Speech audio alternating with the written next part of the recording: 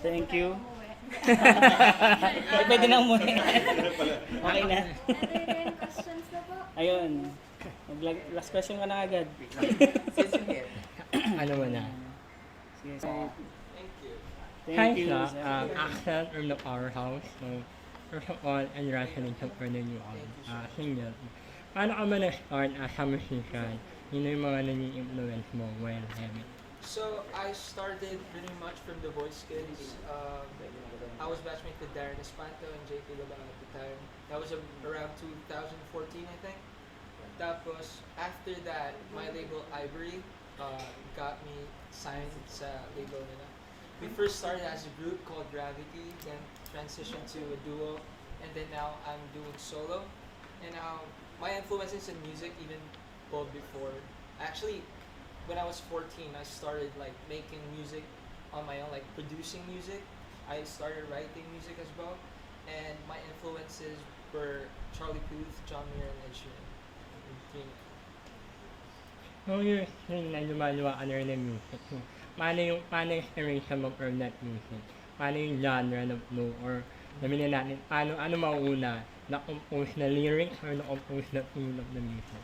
It really much depends on the song, bro. Kasi sometimes lyrics comes first or the melody comes first. Pero for my case, usually sabay.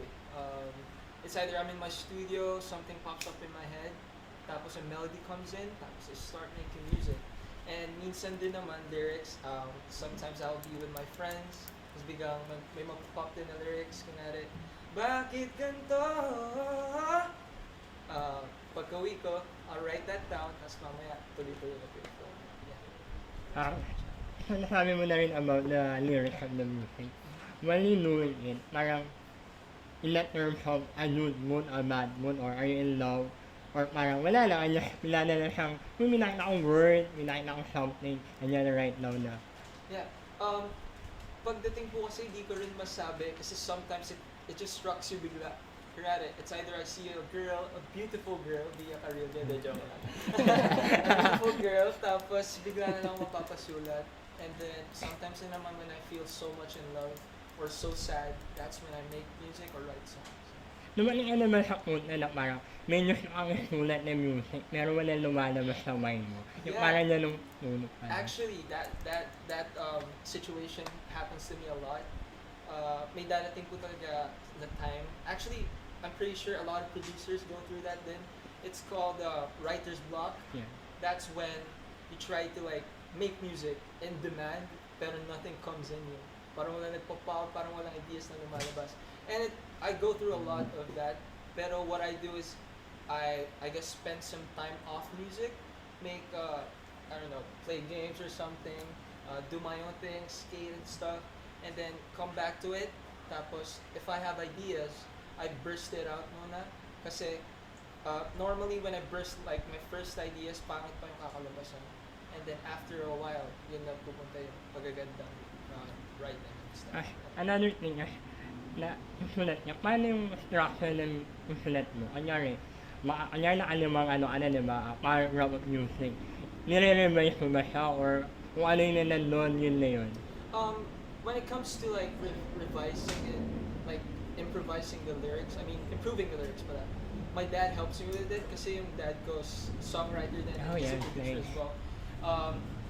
At first I start with a draft, make music, finish everything like the first demo, and then my dad comes in, tapos siya na yung magpa-polish ng lyrics and everything. Kunwari, kasi po, minsan walang sense yung nasulat ko masyado na Tagalog kasi I grew up listening to a lot of English songs kasi my dad would rock out alternative rock songs, my mom would listen to Alicia Keys. Tuloy, growing up, I guess, the flow of my music, it helps na I make English songs more faster, and when it comes to Tagalog, it gives me a more difficult, siguro challenging situation. Pero my dad helps me with all the logic. Speaking of challenges, yung mga naman ng music na English, meron nyo sa makalalat yung arreglo niya. Yung parang English siya, meron nyo sa makalalat talaga yung maging kanta mo. So, English po na arrangement. Oo, English songs na gusto mo siyang gawing Tagalog. Meron din, pero normally po kasi when I start making an English song, it ends with an English talaga. It doesn't end with a different language or Tagalog. Kung Tagalog yan, Tagalog. Pero there are some instances din naman kunwari, I write a Tagalog song, there are some words na English para magkaroon ng flavor. Yeah, yun lang po. Nangyari mo ngayon na mahal o biro, paano siya nasimula? Nino inspirasyon? O meron bang inspirasyon?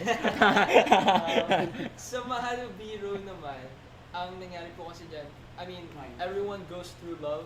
Yeah. May love talaga tayo once in our lives. There's some, darating talaga tayo sa life natin may love tayo. And when I wrote Mahal o Biro, I was going through that phase. Pero the thing is, it didn't really work out. I fell in love. I was giving love sa kanya, pero the love that she was giving back to me, hindi same.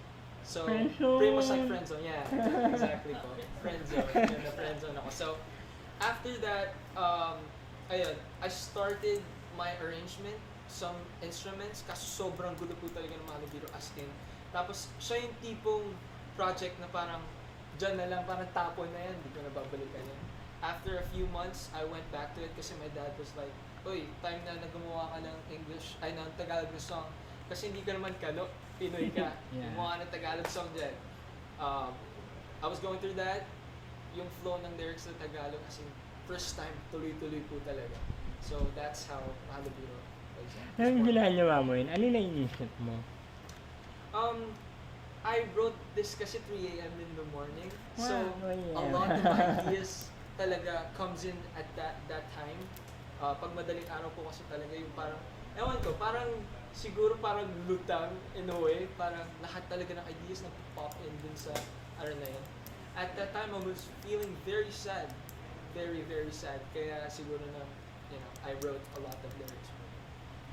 Speaking of sadness, yung naramdaman mo na parang na friendzone ka, ano yung unang ginawa mo para maka-recover up from that friendzone moment? Recover? Bia! Bia! That's the story about the Impossible. There was actually before, yung, as a group, they always started as a group, like I said kanina. I wrote my very first song actually because of her, Bia Carrillo. She's the leading lady. When you were 10. Dahil sa'yo, start na ako magsulat and everything. Ayun, I started making that. Pero after the situation na yun, I guess I went to a different, like, a hobby. Kunwari, I play games, I skate, kasi po, I do mixed martial arts din with my dad. So, ayun, siguro make my mind busy pag sobrang sad talaga ng friend zone niya. Andito lang pala. Dito na. Ano pala siya? Ayun, okay ka na ba? Okay. So, sa akin naman, na-mention mo kanina na yung unang, Mahal o Biro na lyrics, magulo siya. Understandable, kasi magulo naman talaga yung isip mo nung time na yon. So, tinulungan ka ba? Kasi sabi mo, ginawa mo siya around 3 a.m. Yes. Pinalish mo siya and everything. Was that with the help of your dad or ikaw lang talaga? Yeah, it started po talaga as me, like lahat. My dad comes in, actually in every song naman po, pinakatapos na. We change minor words. Kunwari, sometimes I would put, kunwari, in an English song, kunwari, yup, instead of yeah. My dad would change that to yeah, kasi it's more appropriate for, the lyrics po. And yun po, mga small words lang na pinapalitan ng dad ko po. Tapos the rest I'll do it. Do you think mas malakas yung impact mo kung Tagalog yung mga songs na gagawin mo or in English language, or it doesn't really matter? Yeah, definitely po. Tagalog is a very different parang zone to go into. Kasi I remember, like, iba pa rin po kasi pag gagawa ng OPM for our country, di ba? OPM is very important kasi syempre we're in the Philippines and we should like give it like the importance it needs. And pag gumawa ka po kasi talaga ng OPM, as in madami talaga makaka-relate, not just heartbreak, kahit pa masaya yan, parang mas madaling ma-capture ng mga Filipinos and the listeners here in the Philippines. Kaya Tagalog is definitely a bigger change, kaya mas stronger ang Tagalog for me. Yeah. So, you'll stay with acoustic muna or I'm going through like a more flexible stage siguro. I try to be more flexible and versatile with a lot of genres. I can go rock, I can go slow rock, I can go blues, I can go pop dimple. Like this guy, this is a mixture of pop and slow rock in a way. Para po siyang, it has that John Mayer blues kind of feel to the song. And ayun, I'm going through like versatility as much as I can. Alright. And so you think ang malakas na impact kasi makaka-relate sila sa'yo for sure yung mga same age mo syempre. Next year you'll be on legal age so okay na yung love na yan pag-usapan. So what do you think out of this song, what do you think will be the lesson that you can share from your experience? I guess the lesson po na I can share is that when it comes to writing po ba? Parehas. Writing and love and relationship. When it comes to writing and what you feel talaga in that time of like of that time of situation na mangyari sa life mo, you just have to like put it Express out. it. Yeah, you just have to express it. I don't know if it's hindi lang naman po pwede sa music. It can work with a lot of ways. MMA, Kung ano yung suntukin. passion mo, yeah. You can go in Galit the ka. sport, with the sport you love, diba? With anything po talaga. And if you feel that way, you should like express it dun sa craft na gusto mo. What That's about the- your tips on relationships? Nako, relationships na bata pa. Next year naman na, legal na eh. Yan, napainom siya ng tubig. When it comes to relationships po, siguro, yung mga babae wag paasa, di joke lang. Napakingin siya, oh. Ba't kaya tinamaan? When it comes to like relationships, siguro, hindi talaga yung minamadali. When the right time comes, the right time comes. Yun lang po siguro. Alright, isa pang question ko. Now, what made you decide to go on solo? So, you've been doing this for a year? Yes.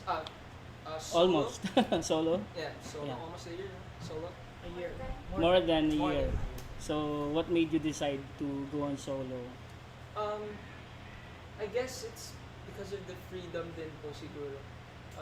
Kasi po, when you're in a group or in a duo or any type of like, parang group kayo talaga. When Mag-decide, it comes to yes. songs, you have like limited or you have a limitation when it comes to your music.